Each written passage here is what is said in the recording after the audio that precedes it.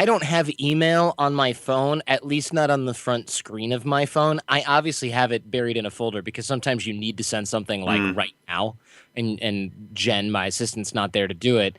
So I have it on my phone. I'm not going to be ridiculous, but I know that Tim, who we were just talking about, is a good friend of mine, and he said when he gave me his phone number a long time ago, he goes, "Look, I don't have email on my phone, so if you need something, text me, and I'll see you at 5 because we're gonna go out to eat."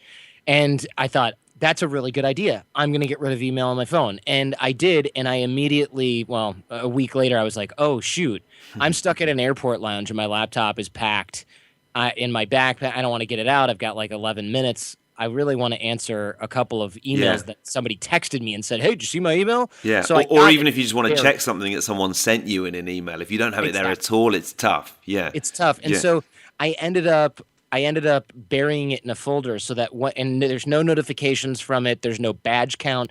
Anything you have on your phone that's not mission critical, like text messaging for some people and voicemail, turn the badge count off because it's no accident. Apple designed this, or Android, or whatever platform you're using. They design it so that little badge that says 2 unread emails gets your attention and sucks you in there. So don't let anything show up on your lock screen. Don't let anything show up on your computer desktop. Don't let anything show up in a little red badge icon. Don't let anything bounce in your dock if you've got the Macintosh. You know, do they call it Mac anymore? Yeah, they do. Don't let it bounce in there because those are designed to get your attention to check something that is urgent. And what we're telling you with the batching is that email is no longer urgent. It is no longer allowed to be urgent. And if you're the kind of person that says, but I have urgent stuff in there, you at that point, you either need an assistant or you need what I started off with a long time ago, which is an app like Google Voice or Line 2 that you can give a phone number in an autoresponder that says, if this is urgent, text me at X number. Right. And you give not your phone number because you're going to have clients and people you don't want calling you at 11:35 p.m. You can have them text your Google Voice or your Line 2, which is a separate phone number, and you will get that as a text, but it won't be to your phone. They can't call you and wake you up in the middle of the night. So I've created these layers here. Let's just move from productivity to charm itself. Sure, I'm a big fan of your show, The Art of Charm.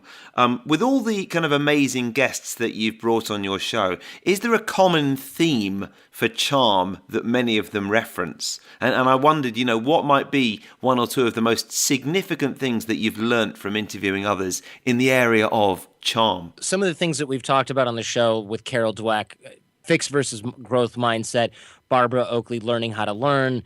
There is productivity on there. There's a guy who used to be a woman and talks about that transition because he made it, publicly. He was a PR guy. He was kind of well known.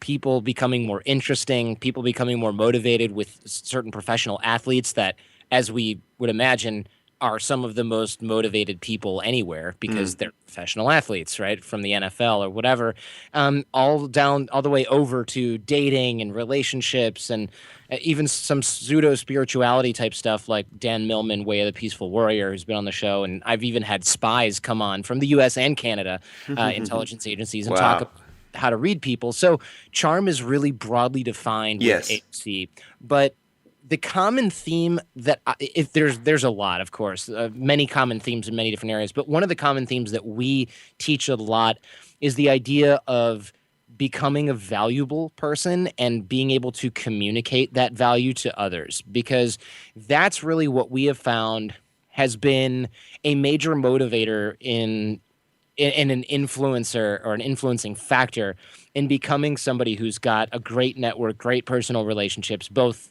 personal and professional.